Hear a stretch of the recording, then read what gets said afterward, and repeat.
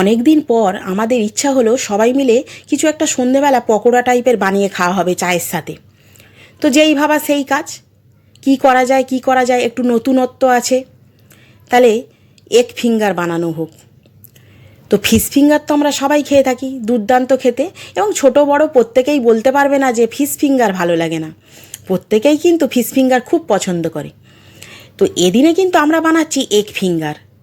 তো কথাটা শুনে একটু কেমন কেমন লাগছে না, যে এগ ফিঙ্গার আবার কেমন রে বাবা? দারুণ খেতে, কিন্তু ভিডিওটা প্রথম থেকে একদম শেষ পর্যন্ত দেখবেন, খুব ভালো লাগে খেতে ফিশ ফিঙ্গারের থেকেও। এগ ফিঙ্গারটা দারুণ, আর বানানো খুব সোজা।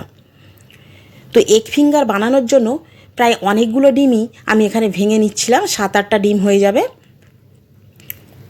আর এখানে ফচকে ফাচকারা তো একদম বিরক্ত করে ছাড়ছে যে কখন বানানো হবে এইসব। এদের ছটপটানির ধমকে মানে ঠিকঠাক কাজই হচ্ছে না, হুড়োহুড়ি করে করা হচ্ছে। তো কেউ ডিম ভাঙতে আরম্ভ করে দিয়েছি, কেউ বিস্কুট গুঁড়ো করতে আরম্ভ হয়ে গেছে, মানে এরকম ব্যাপার চলছে আর কি, যে কী করে জিনিসটা তাড়াতাড়ি কমপ্লিট হবে। তো ডিমগুলো সব একে একে আমরা ভেঙে নিচ্ছি।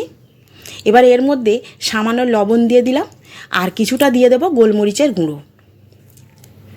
এবারে খুব ভালোভাবে কিন্তু ডিমটাকে ফেটিয়ে নিতে হবে। আর এটা খুব সিম্পল ব্যাপার, এটা হচ্ছে ভাপিয়ে নিলেই একদম মানে অর্ধেক কাজ কমপ্লিট হয়ে যাবে। তো খুব ভালোভাবে ফেটিয়ে নিয়ে একটা পাত্রের মধ্যে, মানে যে পাত্রটায় আমি ডিমটা ভাপাতে দেবো, মানে খুব ভালোভাবে সর্ষের তেল আমি মাখিয়ে নিচ্ছি পাত্রটায়, এবং ডিমের গোলাটা ওর মধ্যেই ঢেলে দেবো। আর এদিকে কড়াতে জল বসিয়ে দিয়েছি গরম করার জন্য।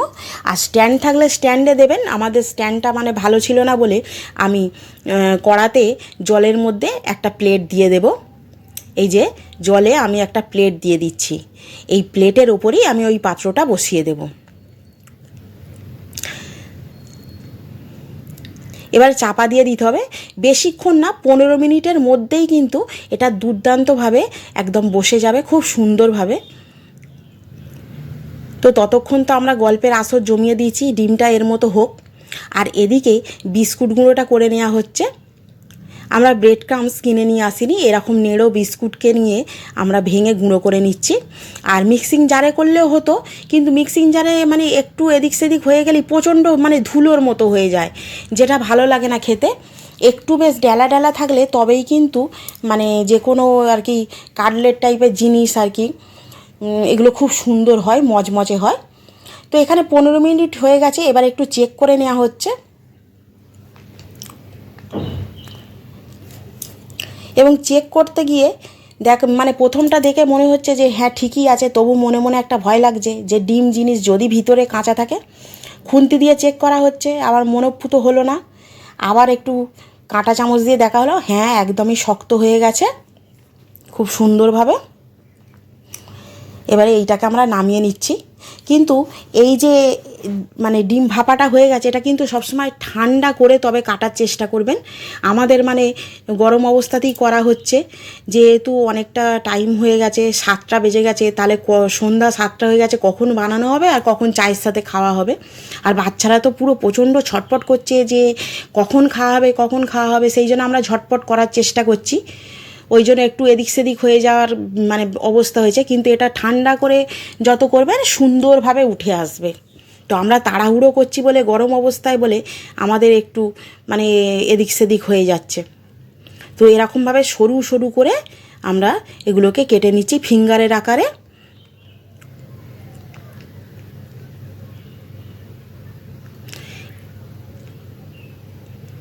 যা হয়ে গেল, এতটাই সুন্দর নরম, মানে একটু এদিক সেদিক হলেই ভেঙে যাচ্ছে। তো একটা বাটিতে ময়দা নিয়ে নিলাম, আর এই ময়দাটা এবার গুলে নেব জল দিয়ে। আর আমি এদিকে সরু সরু করে কেটে নিচ্ছি, আর ওদিকে আমার মামিমা ময়দাটাকে গুলে নিচ্ছে। অনেকগুলো হয়েছে, মানে ফিশ ফিঙ্গার আকারে কি সুন্দর লম্বা লম্বা করে, এই যে দেখুন লম্বা লম্বা করে কেটে নিয়েছি, খুব সুন্দর হয়েছে। দু একটা একটু মানে নরম, তো হাতের দিয়ে করতে গিয়ে ভেঙে গেছে, নালে খুব দারুণ হয়েছে। এবং এই ময়দার গোলাটার মধ্যে নুন আর গোলমরিচের গুঁড়ো দিয়ে দিচ্ছি, যাতে টেস্টটা খুব ভালো হয়। এবারে একে একে ওর মধ্যে ময়দা গুঁড়ো ছড়িয়ে দিলাম, যে ফিঙ্গারের আকারে কাটা আছে ডিমের এগুলো ব্যাটার থেকে। দেখুন কত সুন্দর লম্বা লম্বা হয়েছে। আর আমরা চিন্তা করছি যেগুলো ছোট ছোট হয়েছে সেগুলো এই ফচকে ফাচকাগুলো আছে তাদেরকে দিয়ে দেওয়া হবে, কিন্তু ওরা নিলে তো তাই। এবারে ময়দার গোলায় আমার মামিমা ডুবিয়ে এবারে এই বিস্কুট গুঁড়োর মধ্যে দিয়ে দিচ্ছে। এত সুন্দর লাগছিল না করতে, সবাই মিলে খুব ভালো লাগছিল। এরকম বিকেলে চায়ের আসর এবং সবাই মিলে এক জায়গায় হলে দারুণ লাগে। তো একে একে এরকম আমি মানে বিস্কুট গুঁড়োয় একে একে আমার মামি দিয়ে দিচ্ছে ময়দার গোলায় ডুবিয়ে, আর আমি বিস্কুট গুঁড়োয় খুব ভালোভাবে চেপে চুপে নিয়ে একটা পেপারের মধ্যে ধীরে ধীরে রেখে দিচ্ছি। তো এইভাবে আমি সবগুলোই বানিয়ে নেব।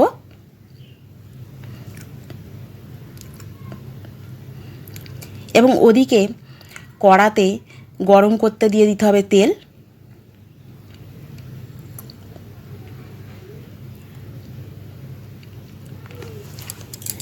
কাজ প্রায় শেষের দিকে হয়ে গেছে এবং কড়াই তেল গরম করতে দিয়ে দেওয়া হয়েছে। এগুলো ধীরে ধীরে আমরা ভেজে নেব।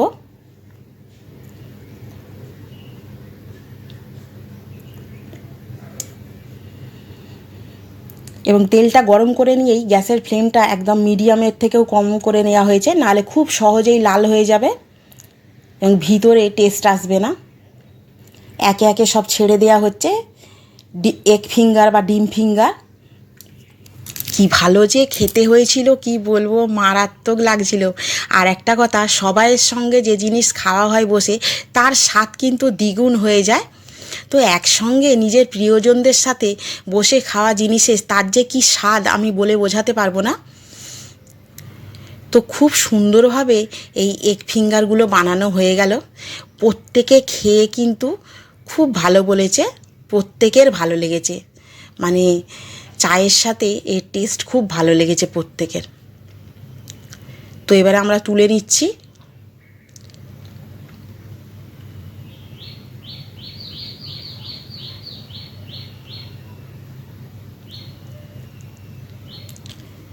খুব ভালো খেতে হয়েছিল। আপনারা এরকম এগ ফিঙ্গার বানিয়ে খাবেন, দারুণ লাগবে।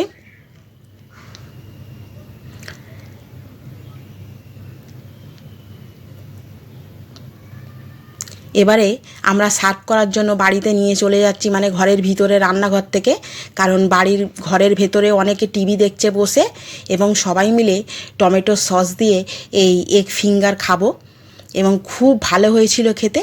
তো ভিডিওটা যদি ভালো লাগে প্লিজ আপনারাও বাড়িতে বানাবেন এবং জানাবেন যে সবাই মিলে আনন্দ করে বানিয়ে খাওয়ার কেমন খেতে হয়েছিল। তো এই এগ ফিঙ্গারটা দারুণ লেগেছে এবং অন্য দিনও আমরা আবার বানাবো। যদি আপনাদের ভালো লাগে